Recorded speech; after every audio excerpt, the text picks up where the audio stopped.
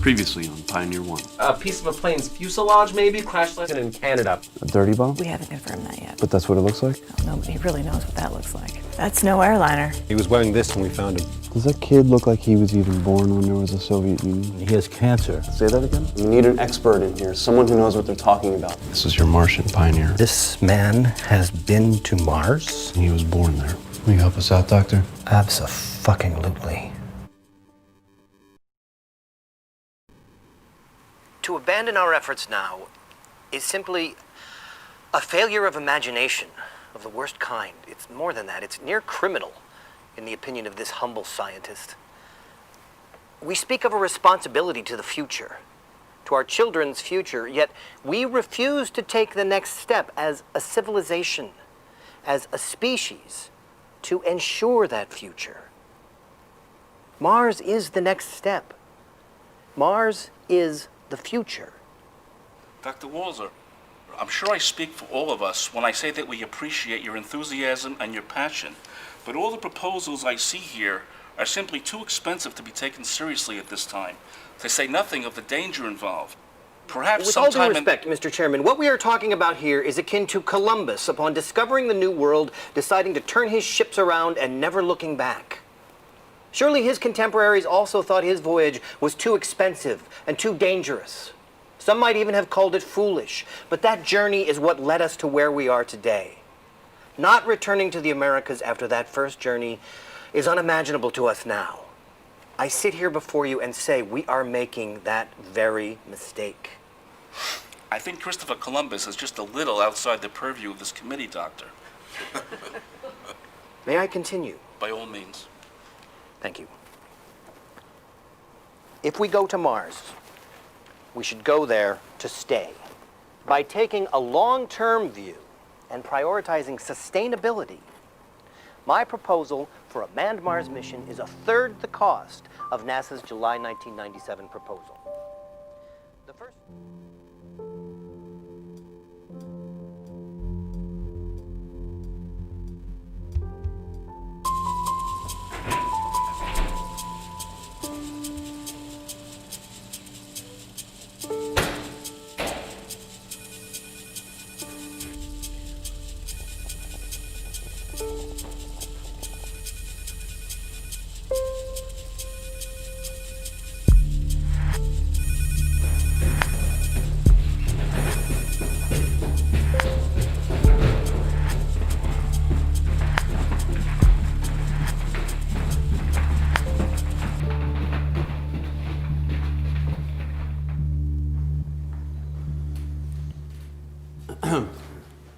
Yes, 1 second. That's Dr. Walzer to brief us on some of the unknowables we're dealing with here. Doctor?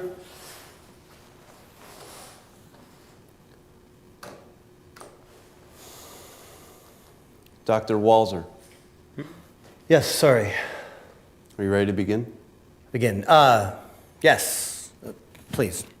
So, since we don't know the details of the mission architecture, I can only surmise based on what I believe to be the most sensible way to send people to Mars and survive on the surface. As soon as we get in contact with the Russian authorities, I'm sure they'll be able to confirm or correct some of the assumptions I've made here. Okay, given the cost-prohibitive nature of most Mars mission proposals, I'd say this mission was probably some variation of my living off the land approach, for which I've advocated strongly for years. What distinguishes my approach from traditional approaches is in situ resource utilization, on which I'll get into more detail a little bit later. But this allows for immense savings in initial launch weight. Counterintuitively, A mission of this type would be launched during Martian conjunction, when sent you Mars that and the information Earth about an are hour the ago. greatest distance apart. By doing this, we're able to take advantage of the Earth's inertia and substantially reduce fuel cost on our trans-Mars injection maneuver, saving, as I said, an immense amount of weight. It's more than a fair trade-off, and I would argue it's no more of a risk than a launch during Martian opposition, when the Earth and Mars are closest together. Conventional thinking has it that this is the best time for a launch to Mars, because the thrust required... I'm going to stop you right there, Doctor. What is this? What's what? Asked you for a briefing. This sounds more like a sales pitch for your book. Well, in order to brief you, I have to... All I need to know is if this Mars story is credible or not. I would say that it is. I told you that yesterday. I need evidence, proof, not a science lesson. Well, I'm working on that. Good. Let me know when you have something.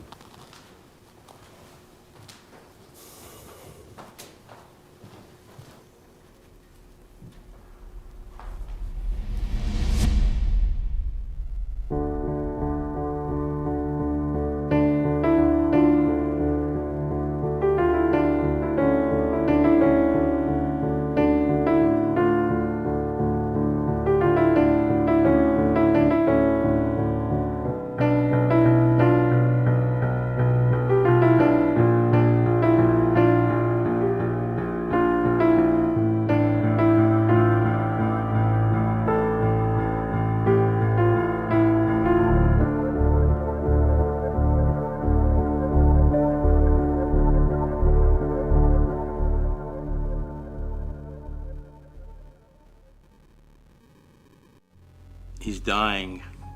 Cancer? Cancer is the least of his problems. He's having a reaction to something, and I can't for the life of me figure out what it is. Everything I try seems to make things worse. I thought it was an immunodeficiency disease, but all the tests are coming up negative. What are your theories? This isn't house, Mr. Taylor. I have some things I'm going to try, but I'm not optimistic. This kid just isn't possible. Where did you say he's from? I didn't. Just keep at it. Guess if he dies, this was all for nothing. If it means anything, I think you did the right thing. Yeah. I hope the review board sees it that way, too. It doesn't matter who he is or where he's from. This is a person's life we're talking about. Just take care of that kid, Doctor. I'm doing my best, but no promises. Yeah. Let me know if anything changes. I hate when people say that to me. Do you think I'm going to keep it to myself? You'd be surprised. Yes.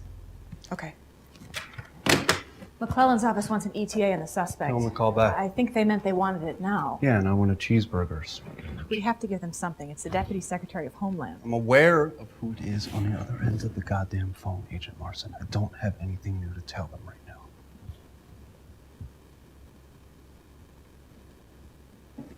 All due respect, you can't dodge calls from the Deputy Secretary like it's a woman you're standing up on a date. Thanks for making that distinction.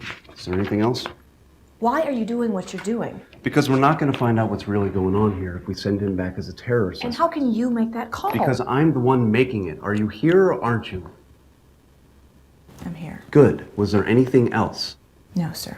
Thank you, Sophie. I think Dr. Walzer would like to... Yeah. Do you want me to? Please.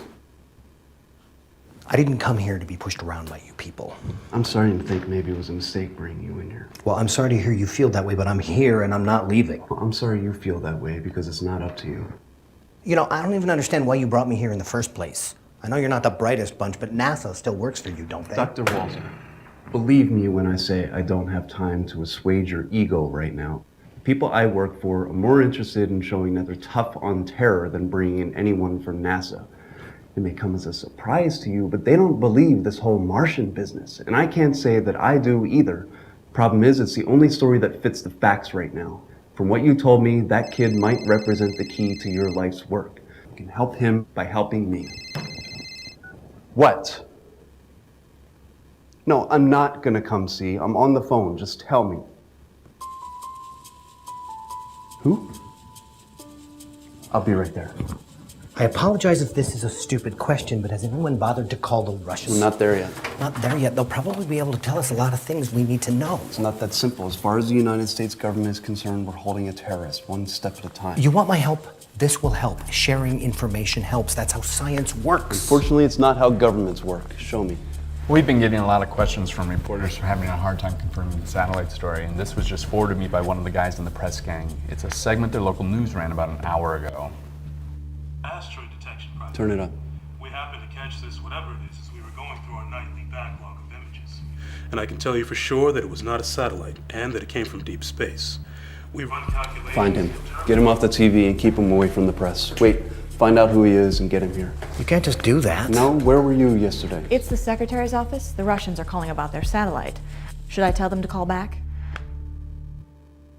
They say they know where all their satellites are, and they didn't lose one. They want to know what we know. Luckily for me, I don't know much of anything, and I wasn't about to tell them we have a cosmonaut from Mars. But this would be a good opportunity for you to explain to me exactly what in the hell you think you're doing up there. I thought by now you had the suspect on a plane. I was assured by his doctors that travel in this condition could be fatal. I'd like our people to be the judge of that. I have no reason to doubt them. Unfortunately for us, the Canadians are getting uppity about their sovereignty, especially since no one can seem to find any documentation about their request to your office for assistance. Things are moving very quickly, sir. Of course, but right now you're our only foothold there.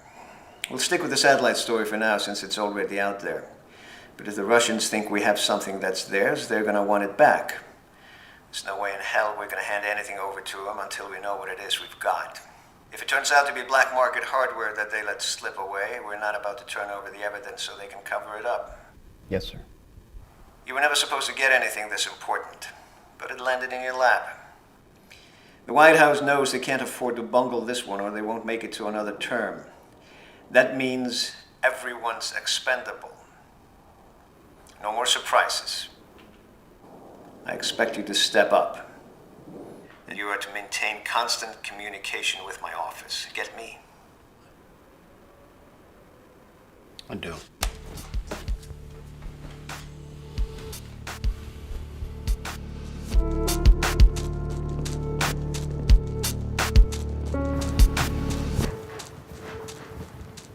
Agent Larson, where's Director Taylor? What's this about? I'm acting as an official representative of the Canadian government. I need to speak to the person in charge of your operation. He's in there.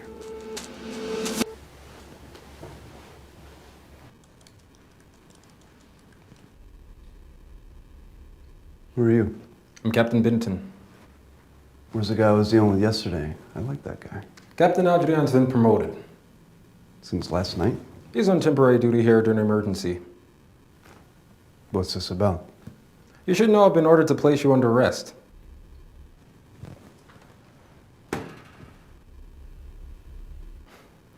My government believes your operation is a violation of Canadian sovereignty. I spoke directly with the foreign minister and told him that based on Captain Adrian's report, I felt it was in Canada's interest not to rush till we have all the facts on the ground. He agreed. Thank you very much. Then Captain Adrian, you believe you were doing the right thing, are you? I believe we are, yes. Good, because my neck's on the line now too. How much time do we have? Don't know, but I'd move quickly if I were you. My men and women are at your disposal. Thank you. Anything new from the crash site? Just more debris. Cleanup operations are almost complete. Keep me updated. You do the same.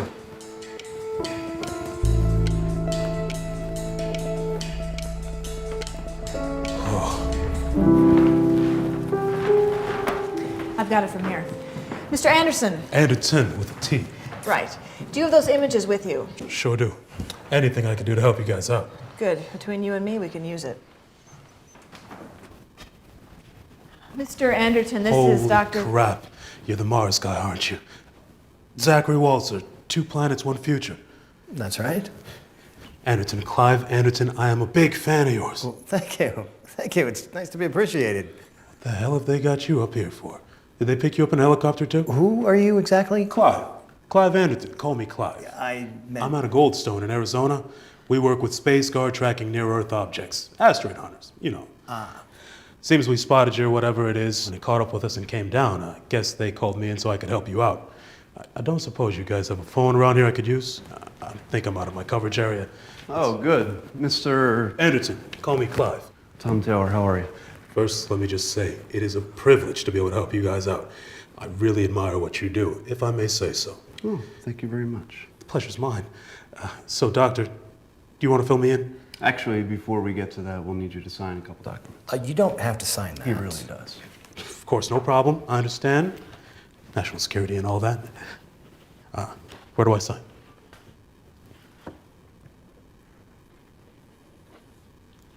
All right, I'll leave you to it. Agent Larson will get you everything you need. Zachary Walter. How about that? Who is this? Adelaide DeLeo, sir. I'm with the Helena office. Why am I talking to you? Where's Taylor? He's indisposed at the moment, sir, but he's asked me to... How old are you? Are you really asking me? No, where's Taylor? Director Taylor is with the suspect, sir. Is he talking? I don't believe so, but he's doing better, as I understand. Better enough to be moved? I wouldn't know, sir. No, of course you wouldn't. Is there anything else that I can pass on to Director Taylor for you? Yes. Tell him the Canadians are threatening to close their borders. I'm dispatching a team to extract the suspect before that happens. They'll reach you there in 6 hours. 6 hours? That's right. Remind me again, who am I talking to? Agent DeLeo, sir. Fine. Next time I call, I want Taylor. Yes, sir. I shouldn't be here. I already have the password. I need the encryption key. The encryption key. I don't even know why we have to... Okay, hang on. Yeah, great, that worked. Now keep everything together for me while I'm gone. I told you I can't tell you where I am. Official business. Because I can't, that's why. Okay, yeah, bye. Here we go. That's what we got. That does look like a Russian Soyuz. That was my first thought, too. But it's coming from deep space. That doesn't make any sense. Pictures don't lie. The trajectory I calculated had it miss us by a notable margin. Then your calculations are wrong. They weren't. I checked it 3 times, and so did my staff. It's our job to look for stuff like this. These pictures are from Wednesday night. At the time when I made the calculations, they were correct. So something must have changed between then and when it came down here on Friday. For the trajectory to have shallowed that much, it would have had to have slowed down, like it was trying to catch us. My God. I know. This is it. What? Proof.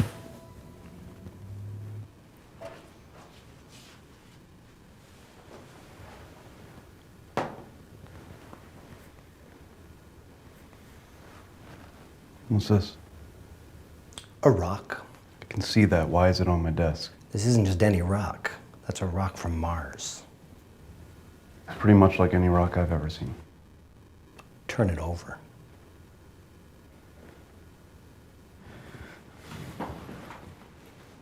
That's fossilized evidence of life on Mars. The best evidence I've ever seen. That's better than the ALH 8400 meteorite. Here.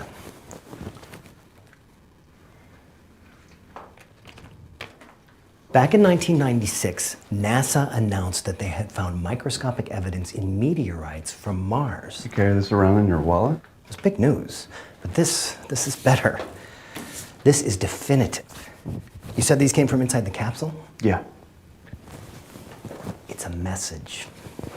They're sending us a message. This is exactly what we'd hope to find if we ever went there. I'm sorry, Doctor. You're gonna have to do better than that.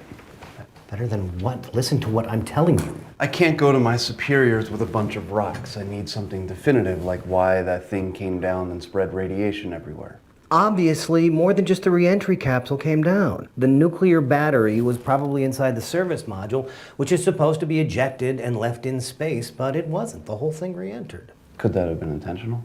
What? Could that have been done intentionally? I don't follow. Why would somebody do that? To use as a weapon. That's insane. These are the questions I'm going to be asked. It's not wholly inconceivable, but it's a hell of a stretch. Yeah, you're right. A man from Mars is much less of a stretch. Well, I guess we'll find out when he starts talking. I don't think we can count on that.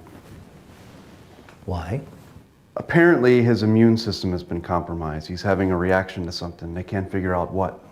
If they can't figure out in time, well... Well, that would make sense. Why would that make sense? Think about it, living in one of the most closed-off, antiseptic environments imaginable. No acquired immunity to any of the germs that you and I are exposed to every day. He never had a vaccination. He never rolled around in the mud. He never scraped his knee on the playground. So what should we do? I'm saying they have to stop treating him like he's a normal human being. He's not. It's not a reaction to something, it's a reaction to everything. Great. You know, pretty soon, I think you're gonna have to decide what you believe. And what do you believe, Doctor? What I can see. We have a kid with no acquired immunity who has cancer all throughout his body as if he's been exposed to intense amounts of cosmic radiation. We have pictures of a space capsule coming toward the Earth from deep space. We have rocks whose composition matches meteorites known to be from Mars. What else do you need? Time.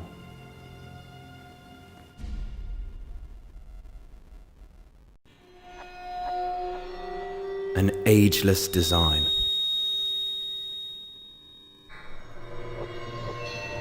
Crafted by some of the most modern technology in the field.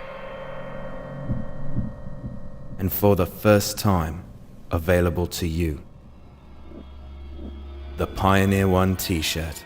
Support the show by getting it and other fine merchandise at pioneerone.tv. Made possible by Hacker Threads. And that's what you're gonna run. Okay. All right, well listen, I gotta run. Thanks. Well, I've got good news or bad news, depending on how you look at it. What? I just got off the phone with the science editor from the Times. As in the New York Times? It was in South Podunk. Yeah, sorry, the New York Times. They've got the Mars story. Where'd they get it? Wouldn't reveal their source. And? They're not running it. Why not? They don't believe it.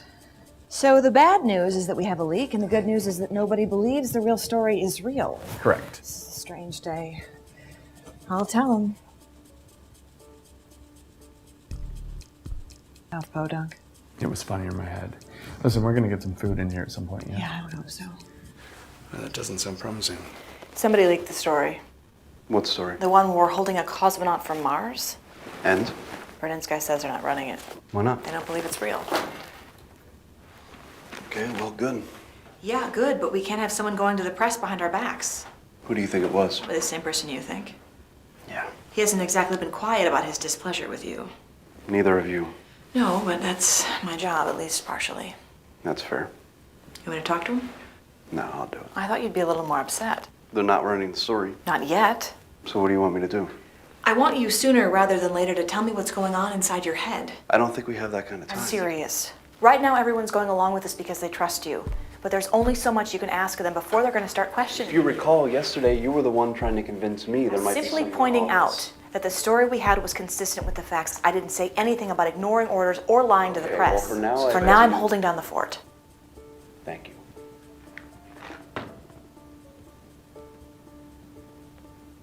Everyone's starving, by the way.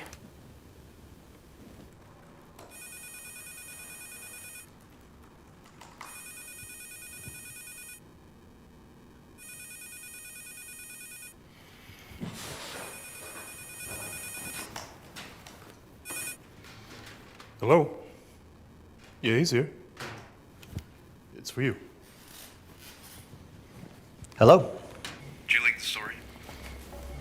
What? Newspaper got hold of the Mars story. Did you tell them? I don't know what you're talking about. Doesn't matter. They're not running it. Why? They don't believe it's real. Really? Is that good or bad? A leak is definitely bad, and any violation of the confidentiality agreement would have serious consequences. I would think so. Anyway, we're out of time. Right before the Apollo 11 astronauts returned from the moon, Congress passed something called the Extraterrestrial Exposure Act. It was to prevent any contamination by foreign microbes they might have picked up by placing them in a quarantine for 2 weeks. Well, if you're willing to accept that we're dealing with something from Mars, There might be a legal requirement to place this entire area, everything and everyone that's come into contact with the capsule or its occupant under quarantine. if not under that law specifically, then there's still a case to be made. It's a Good try, Doctor, but I think we're out of time here. I see. You've made up your mind then. What? Are you still? I'm gonna have to call you back.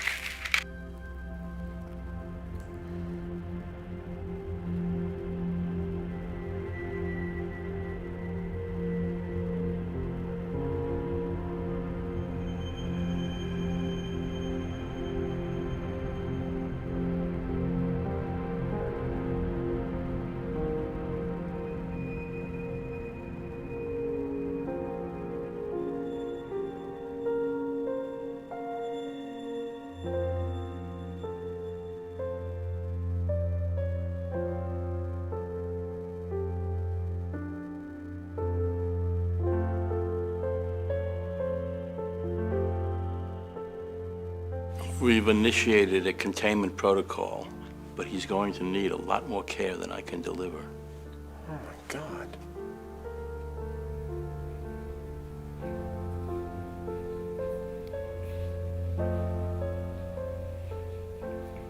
Not for nothing, but if you'd been straight with me from the beginning, we could have avoided a lot of this. I wasn't sure I believed it. Belief has nothing to do with it. I can't effectively treat a patient if I don't know everything there is to know about their history. Don't keep anything from me again.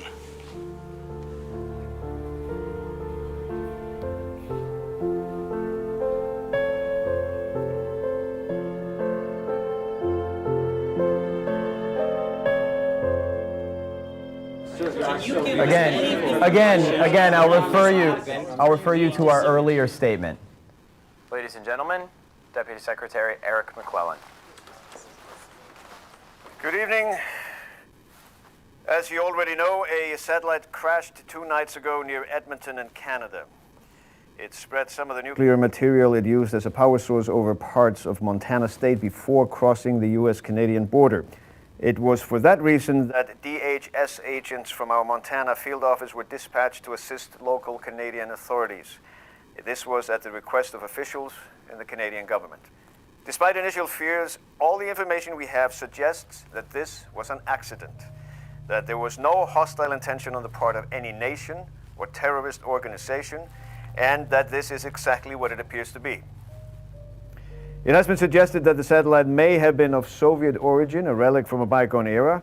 While we have not confirmed that, we have been in communication with the Russian government through their embassy, and I understand the president spoke with the Russian president by phone earlier this afternoon. We are expecting their full cooperation in determining the origin of the satellite if it is needed. For now, the base in Calgary, where the satellite debris has been collected, is being placed under strict quarantine. Since the first affected areas were in the United States, the Canadian government has agreed to let the American task force, headed by Director Thomas Taylor, remain in Calgary to continue the investigation for the duration of the quarantine. I understand they will be issuing their own official statements shortly. I wish to express my hope that the media refrain from sensationalizing this too much. Not that that's ever happened before. Seriously, folks, I know it's a juicy story, but there is really very little cause for alarm. The situation is well in hand. Good night. Well, we're in it now. I know none of you are expecting an extended stay up here, but I think you'll all agree that these unique circumstances deserve a thorough and thoughtful investigation. I also know that some of you may disagree with how I've handled this matter thus far. It's fair. Feel free to file a report when we get back. But for now, I expect you to continue doing your jobs until we get to the bottom of this. Now, if you'll excuse me, I'm expecting a phone call.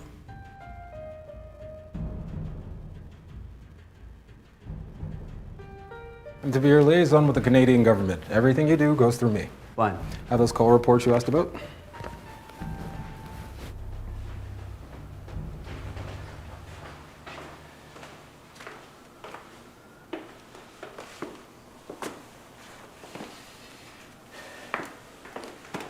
Two weeks. Sir? You got yourself 2 weeks. Mainly because I'm not convinced the Russians aren't hiding something. What? I don't know, but at least I bought us some time to find out. Oh, by the way, Your extraterrestrial exposure law was repealed 20 years ago. The only reason the Canadians are going along with all of this is because it seems you have an advocate in their government. If you have any idea who, let's send him a fruit basket. Yes, sir. One last thing. This now involves 3 countries, and you do not set policy for this government on your own. Are we clear? We are.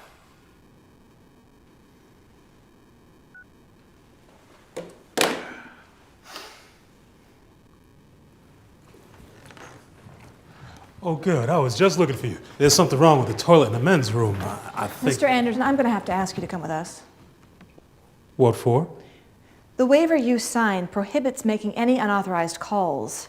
The logs indicate you made several calls out of base. That's right. I needed information from my staff. I don't suppose you know anyone at the news desk at the Times. Oh. Am I under arrest? No, but I'm going to have you escorted off base, and if any more news leaks out that we didn't leak ourselves, I'll know whose door to knock on. Humanity's future lies in space. We have the means to go there. What we seem to lack is the will. We could have been on Mars 20 years ago. Why aren't we? We could be pushing the boundaries of a whole new frontier world. Why aren't we? We could be sparking innovation and raising a whole new generation of dreamers who would push us even further than the generations that came before them thought possible.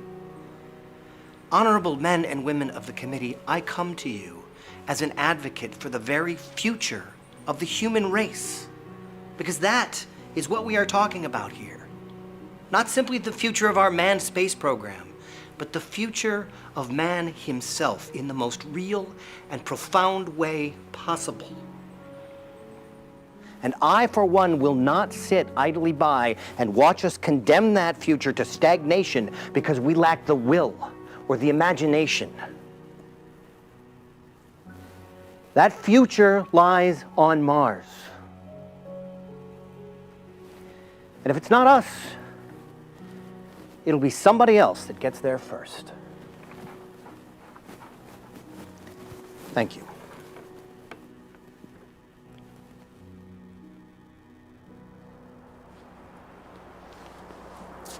There's food if you want. I don't think I like that Clive guy very much. Yeah, well, you'll be pleased to know he won't be working with us any longer. Turns out he was our leak.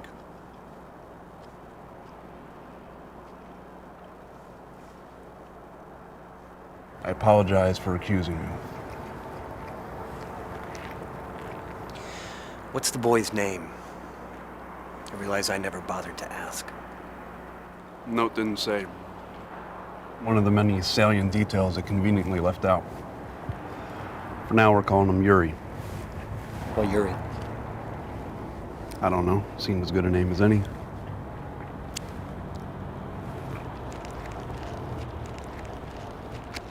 I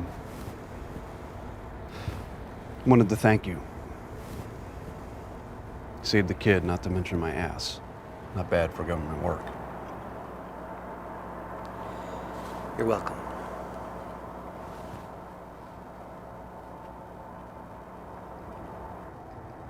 You know, it's funny. Before all this started, I was this close to turning in my letter of resignation. Why? A lot of this job is about playing politics. Turns out I don't really have the patience for playing politics. Well, I can understand that.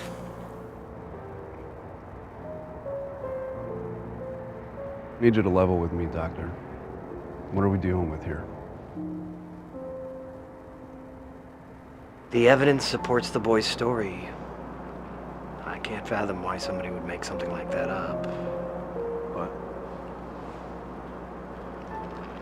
As much as I want it to be true, I can't quite accept it. The odds of surviving something like that, even under ideal circumstances, there's a missing element.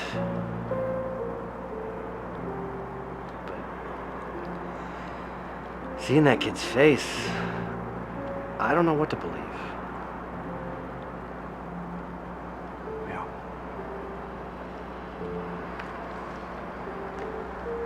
Hey, if we're gonna be here for a while, I'm going to need someone to feed my dog.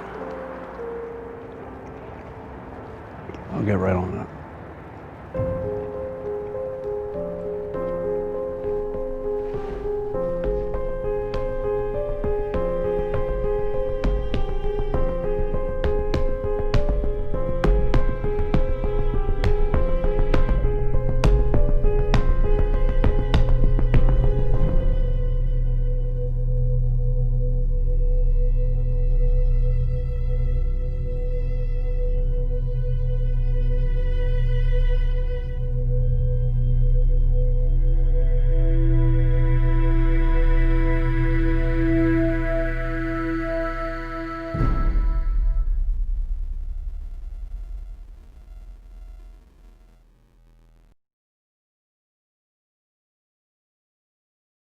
Next time on Pioneer One. Are you sure it's a good idea to keep bringing in new people? You're the nurse? That's me. So what's our cosmonaut friend hiding? I don't have time to argue. That's a change. What is going on up here? You wouldn't believe me if I told you. The parents. I'm so sorry. We can go back and find them.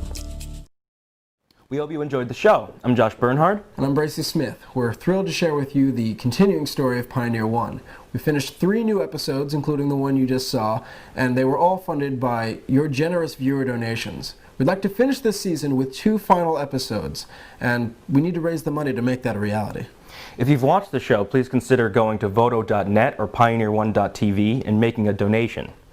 If everyone who watched donated at least $1, not only would that ensure that we'd be able to finish the season that we've started, but it would also go a long way toward proving this as a viable alternative to traditional media, which I think is pretty exciting. You can also help by spreading the word on Facebook, Twitter, your blog, telling your friends, really whatever means you have open to you. The success of this show depends on your support. Help us reach that goal. Thanks for watching. Be seeing you.